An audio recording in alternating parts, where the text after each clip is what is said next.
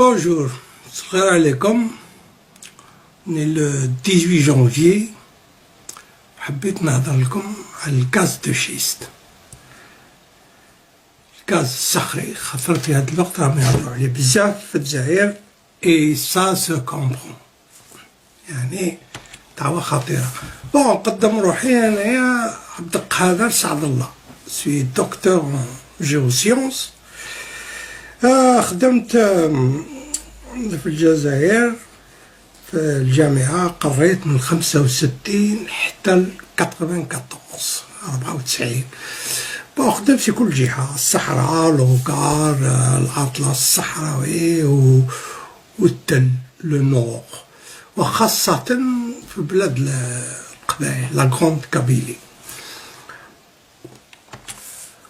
ومن بعد كي جيت هنا للنرويج خدمت من 96 حتى لدرك. بون جي étudié des réservoirs. les réservoirs يعني مخزن الحجرة اللي يكون فيها البترول ولا الغاز يسموها en français réservoir. بون j'ai étudié des réservoirs في النرويج، في الدنمارك، في انجلترا، الايطالي، قطر، العراق، ايران، اليمن، العربية السعودية، كازاخستان، والفيتنام، وترينيداد توباغو. بون درت دراسات، كونت شاركتي في 1999 درت دراسات للشركات كيما بي بي، كونوكو فيليبس، ميرسك، نورسك هيدرو، بي جي اس، بيرترا، سعودي ارامكو، شال، ستاتول، تاليسمان، دينو، ارال، شفرون، غازبرون، برام اي كاوسي كويت. صح الله غالب ما درتش سوناراك، راح تفهموا علاش. ريزرفوار، لي ريزرفوار سي الحجرة اللي يكون فيها بترول، خزان. ها هو واحد نقربها لكم تشوفوه، كي تشوفوا ça c'est un morceau de récif qui est le corail. C'est des polypiers et si vous faites attention vous voyez des petits trous كي تشوفوا مليح تشوفوا غير صغار كاين اللي كبار شويه، وفي نفس الوقت تشوفوا باللي في الحقيقه كل غار متصل مع الاخر. هادي en français يقولوا لها لا بوروزيتي ولا بيرميابيليتي. لا بوروزيتي سي الفراغ اللي في الحجرة، وهذا الفراغ يكون معمر بالبترول ولا بالغاز وبالماء، ولا كاين شي خطرات في ثلاثة هذا. و بيرميابيليتي يعني هذا البترول اللي راه لداخل والغاز والماء يقدر القطرة مع قطرة تتصل مع الأخرى يخرجوا ولا يقعدوا مترابطين. هذه la perméabilité تاني on peut la mesurer. هاهي نوع وقت آخر تاع هذا. هادي تشوفوا كي نحكها هكا يوليك اللي لاكري هكذا. هادي سي التشولك، سي لاكري. C'est un très grand réservoir هنايا en Norvège. C'est l'Ecofisk. صح تشوفوا الغيران غير صغار حتى لداخل.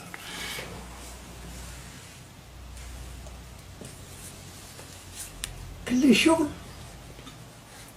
ها واحد النوع، كلي شغل تقول الخبز مثلا كي المطلوع. شوف الغيران هادو اللي فيه هما اللي يكونوا معمرين.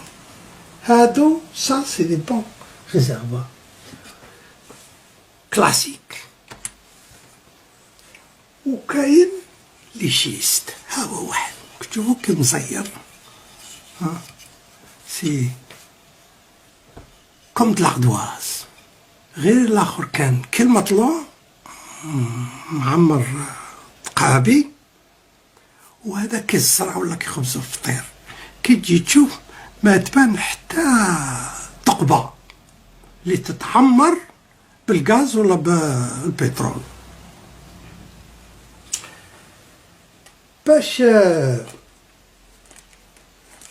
بصح كيما هادي باش تشوفوها كي هاك بالعين ما تبانش، بصح كي نحكمو آلة كالميكروسكوب نلقو بلي هنايا كاين بصح تلقاها قد الراس اليبرة. شوفوا هاد اليبرة ماشي هاد الراس الأحمر، الراس الآخر قدها، يعني غير صغيرة. باش تخرج الغاز والبترول والماء اللي يكون فيه هادي خصك لازم مهراس، خصك ترحيها عادة تقدر تخرج منها هذيك القطرة تاع الغاز. بصح كي تكون فيه قاع البير خاطر يديروا الفوراج هابطين حتى كيما بالنسبة لمجهة عين صالح بدو 3 كيلومتر de profondeur. كاين واحد لا تكنيك كي كونسيست ا كاسي لا روش، خصك تهدمها. on l'appelle ça le fracking en anglais، يعني détruire la roche. Et bien sûr on la détruit، on fait ce qu'on appelle une cataclase cataclasique. هاي وحدها كي تشوفوا هاي قاع الحجر البيضاء أصلية مكسرة قاع، وهذا اللي كحل هذاك كلي شغل مازالت رابطة بيناتهم. هاي نوع آخر تاني كيفاش محسوب الحجرة تتهدم. هذه عجبتني، درتها كرافات بولوطاي كما يقولوا الانجليز. هو نوع آخر تاني وين la roche a été cataclasée. Ça c'est une cataclase de la roche de façon naturelle qui تصرى داخل تحت الأرض.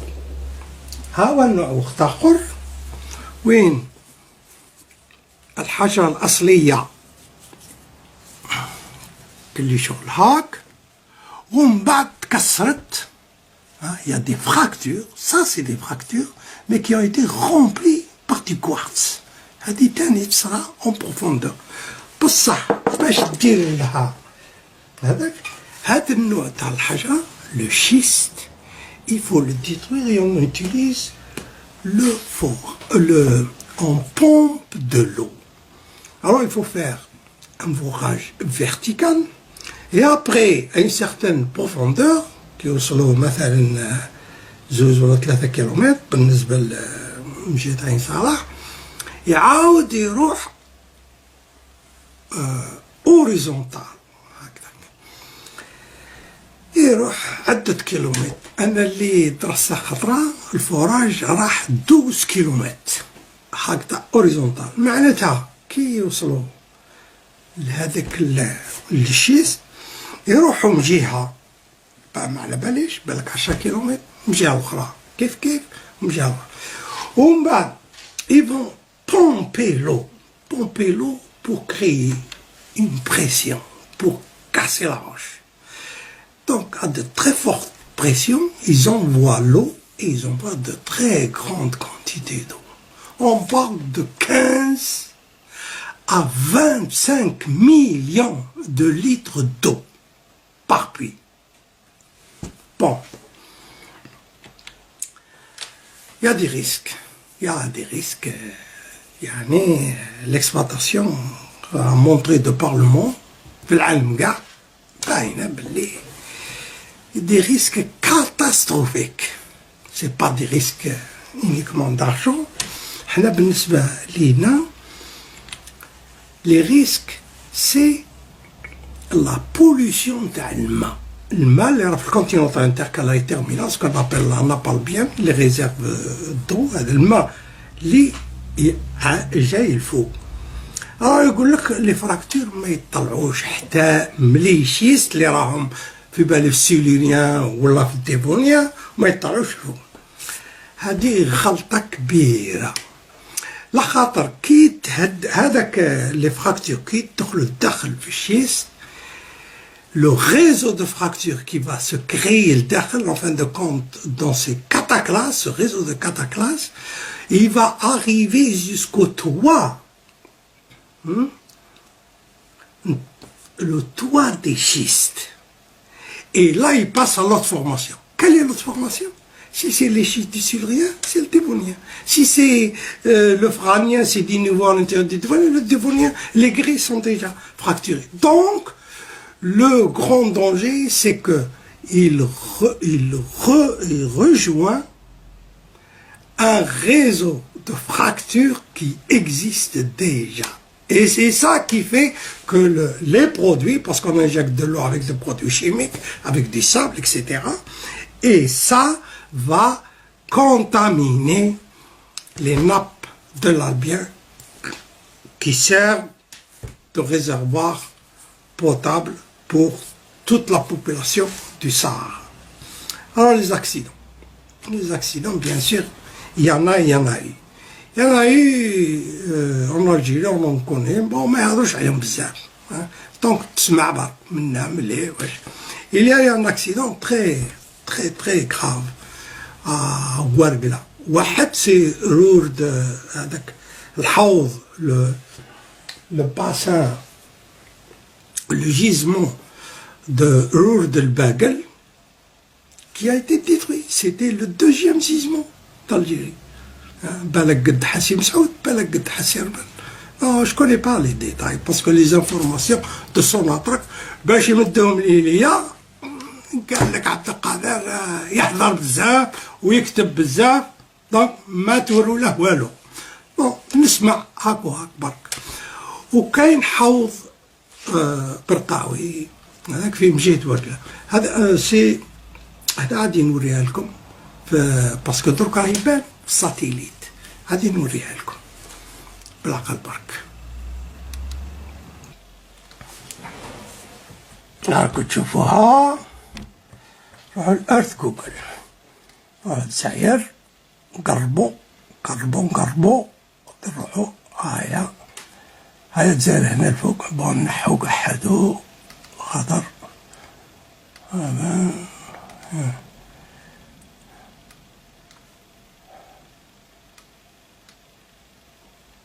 هايا حسيب سعود هنا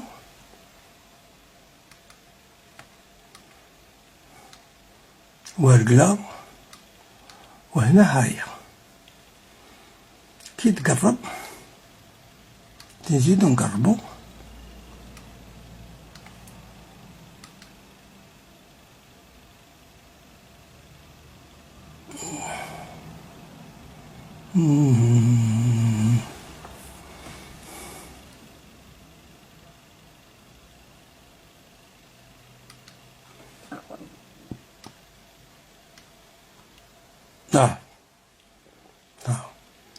جاو يحفروا en 1978 كل شي غرق ولات كل شي طاح والماء نتاع l'Albien هنا il est touché.